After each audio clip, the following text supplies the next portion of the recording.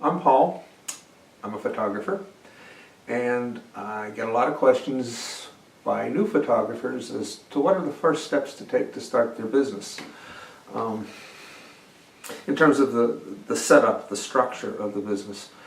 I'm not an attorney and I'm not an accountant, and I'm not qualified to answer that other than the fact that I've done it a few times. My first suggestion, particularly if you live in the United States, is to find your local SCORE office. SCORE, S-C-O-R-E. It stands for the Service Corps of Retired Executives. It doesn't cost you anything, except of course if you pay taxes in the U.S., you already paid for it. It is run by the Small Business Administration. Even if you don't live in the U.S., there are still some services available to you because a lot of their stuff is now online. The first time I went to a SCORE office was, I don't know, somewhere in the early 1990s. A partner and I were setting up an advertising agency. I had been vice president of marketing in the corporate world, and he had been my director of marketing. So we kind of knew a little bit about marketing, but we were always playing with somebody else's money. We didn't have to do all of this ourselves. So we made an appointment. We were very, very lucky in the sense that there was a recently retired advertising agency executive who came to our office. And he only spent maybe 3 hours with us, but he gave us a lot of good information and gave us a list of resources that we could access. Now, in the early 90s, there weren't a lot of things online like there are today, so we tended to need to go into the SCORE office, and on some occasions people came to us. But through him, we connected with a woman who was just about to retire as the CEO of a small regional ad agency. And so she was able to come in and work with our bookkeeper to set up our chart of accounts.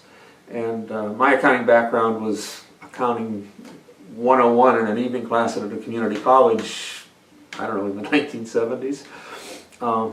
So anyway, through the help of SCORE, I was able to connect with those people and get our ad agency on the right footing in terms of a lot of best practices, certainly getting the bookkeeping, the paperwork, the taxes, the insurance, getting all of those things all squared away. One of the risks that we take as photographers is we ask other photographers. In fact, a quick story, Becker and I walked into a photographer's loft a couple of years ago, and she was on the telephone, and when she saw us, she just sort of said goodbye to the person and said, oh, there are two photographers just walked in. And so when she hung up, she turned and she asked us a tax question. And I couldn't help but think she'd have been luckier if two accountants had just walked in. So it's okay to ask your colleagues, fellow photographers, people who may be in the same stage of their business as you are. I would suggest, though, that photographers have opinions. Whether they're valid or not could be a different story.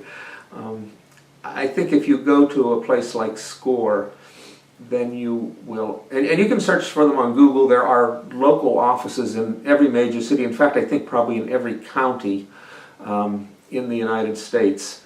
And again, if you don't live in the United States, a lot of their resources are available online. So check them out, S-C-O-R-E. Let me just go to accounting for a second. When you find your accountant or even your bookkeeper, it's really important, particularly from a chart of accounts and a tax standpoint, to work with someone who has previous experience in the creative field.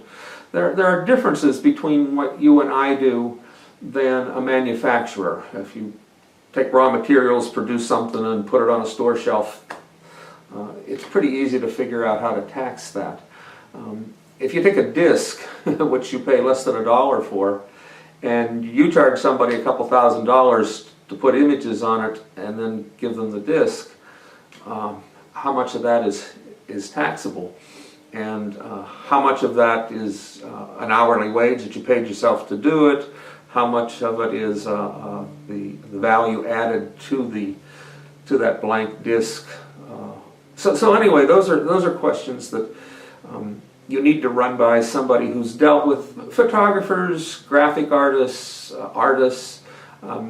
advertising agencies, maybe even public relations firms.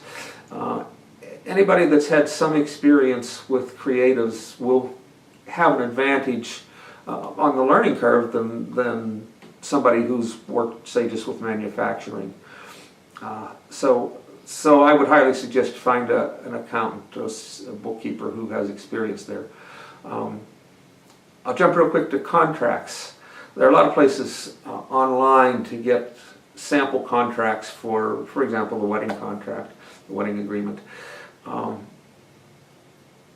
It's kind of like when you tell somebody a story, and they tell it to somebody, and they tell it to somebody, and after 10 people have heard it, somebody comes back and tells it to you, and you don't even realize that was your story to begin with.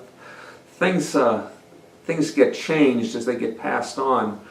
So you may be copying a contract from somebody who copied it from somebody who copied it, somebody who copied it from somebody. And that's okay, but please take that to your local attorney and have them review it. I don't want to speak for attorneys, but very often they charge a lot less to review something that you've drafted than they charge when you hand them a blank piece of paper and say, this is what I'd like you to do. So what I would suggest is you make a list of the things that you think are important. Copy your contract, write it, edit somebody else's, do whatever you want to do, but then take that to an attorney and have it reviewed. Sometimes just the way you say things. You may be telling people that you require a non-refundable deposit, when in fact you should be saying non-refundable retainer. The attorney can explain the difference and why it's important to say it the right way.